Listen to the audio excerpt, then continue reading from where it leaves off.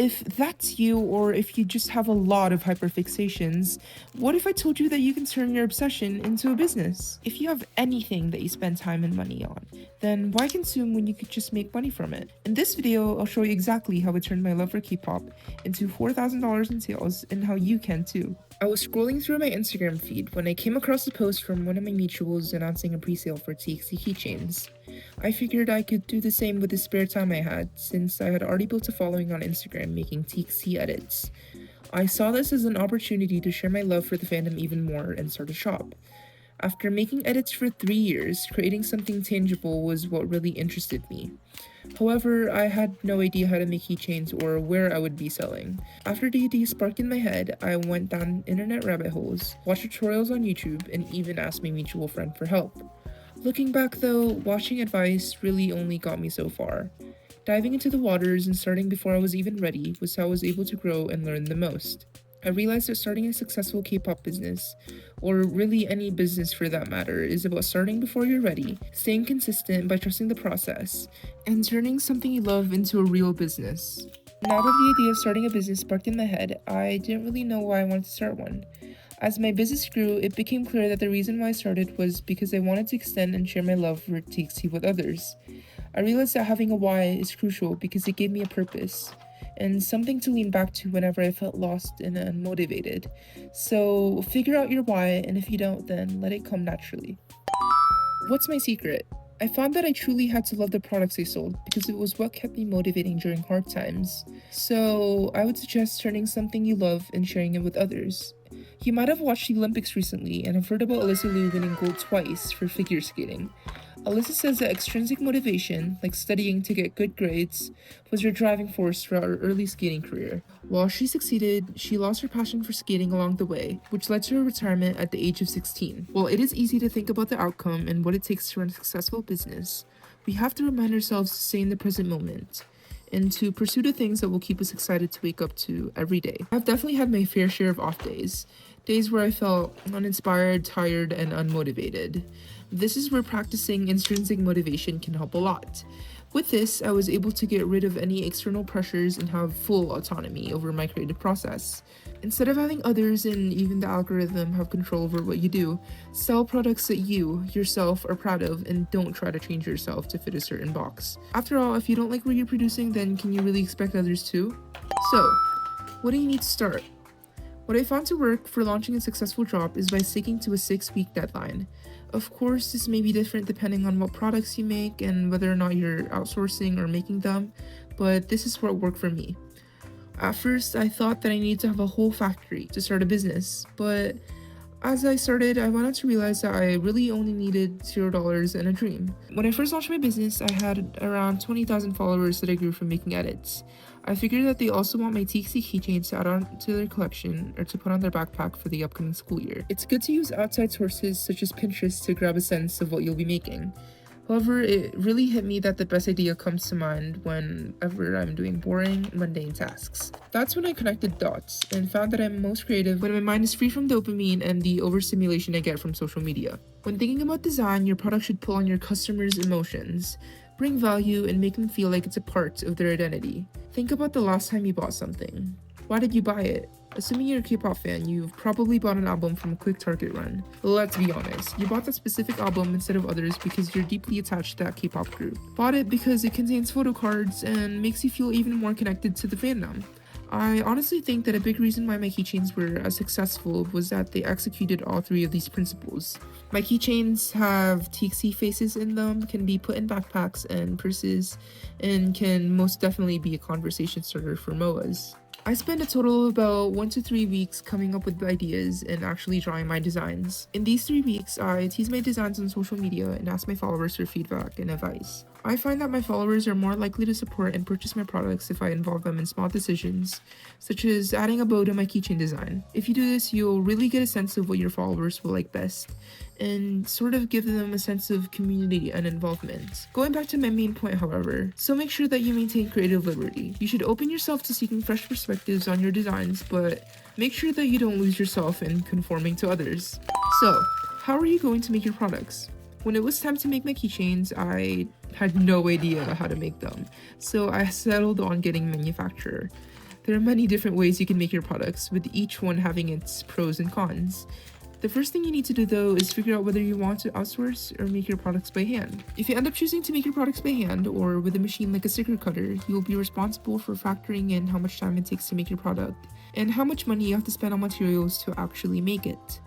In my opinion, this is perfect for if you're just starting out and want to create freely without buying in bulk. Outsourcing, on the other hand, can be great as it'll reduce your time actually making the products and have more time to allocate to other areas of your business. If you're gonna learn anything from this video, the most important thing to an artist is time. This is why as business owners scale up and reach more of an audience, they start to outsource their products. As for me, I outsourced my products from a manufacturer as I had already established a following and knew that I could use more time in marketing and designing than making my keychains by hand. Looking back though, I did wish I had started with making my products by hand. Since I didn't really have as much freedom in making them, I was limited to when I could launch my drops.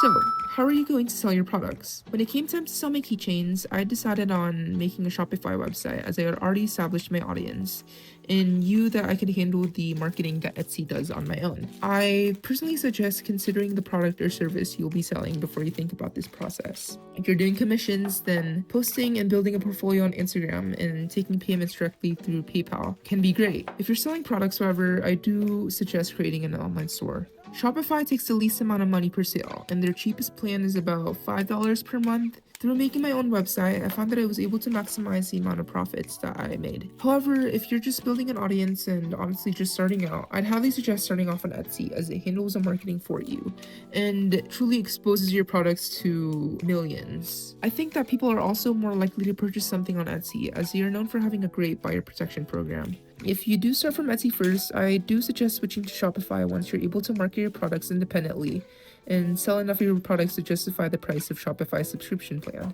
Although I've never tried it, I've noticed that TikTok Shop can be a great alternative for you to sell your products, as you can use your shop feature to put your items directly in your videos.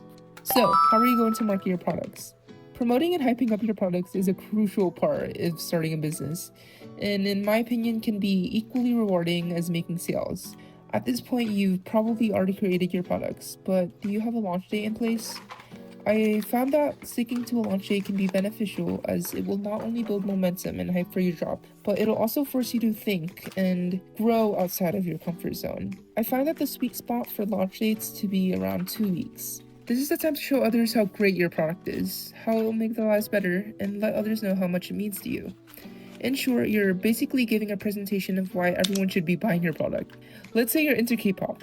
You've probably been to concerts, watched all of their vlogs and interviews, and are very deep into the fandom. Other major companies really do not have this advantage, so use this to set yourself apart. I truly found that it is your personality and charm that your customers are attracted to. While your products may be of high value, people do not purchase because of the sake of purchasing.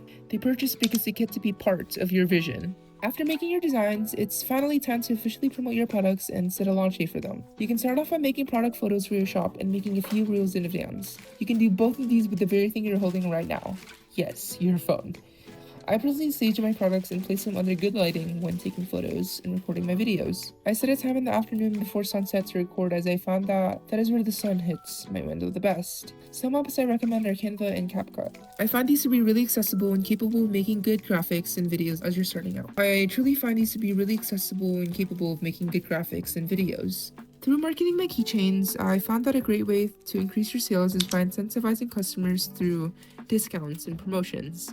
Since I operate on a pre-sale drop, I offer my customers a lower price and a discount if they purchase multiple keychains to offset longer shipping times. By offering discounts, you're basically nudging your customers who are more likely to save their money from considering your product. However, I did notice that having too many discounts and promotions can actually result in fewer sales.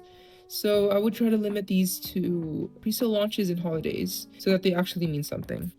Since I had different kinds of keychains, I let my customers customize their order and let them mix and match to save money.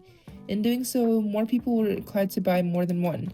Although I've never done this, participating in trends such as the Lucky Scoop I've been seeing all over TikTok can be another great way to market and incentivize your customers. I also learned that having a sense of urgency is a great way to increase your sales. Posing seasonal drops throughout the year can be a great way to keep things fresh while your main products stay in your shop. A mistake I made was when I decided to stick to selling my Tamagotchi keychains for too long.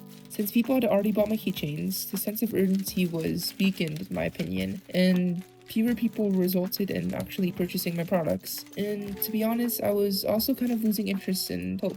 I came to realize that if I was feeling this way, then how can I expect others to be excited for my products? So if you're in this situation, I would highly suggest you move on from marketing and create new products. So at this point, you've probably done everything from making your products to creating an online shop and have probably extensively promoted your products. I learned that letting go of control and letting your preparation speak for itself is essential. Going back to my main point of having intrinsic motivation, however, it's important to detach yourself from the outcome and instead focus on how far you've come. So, what to do next? I found that reflecting on every job to be beneficial for many reasons. Oftentimes than not, I run into problems such as forgetting to buy enough packaging. The thing is, you can't really expect or plan mistakes during your planning phase, and you can only really learn from them after you've made the mistake itself. So, whatever it is, there's always something to take away at the end of the day and reflect and improve on with your next drop. Thank you guys so much for watching my video. If you have any mutuals or anyone you think would like this or would benefit, then please share it with them, as it will not only help them, but it will also help me. I'll also be answering all questions, so if you have any, just leave them down in the comment section. This video took me 2.5 years to make, because I had to learn everything there was to running a K-pop business, so I'd really appreciate it if you go ahead and like and subscribe to support me in my future videos. Thank you.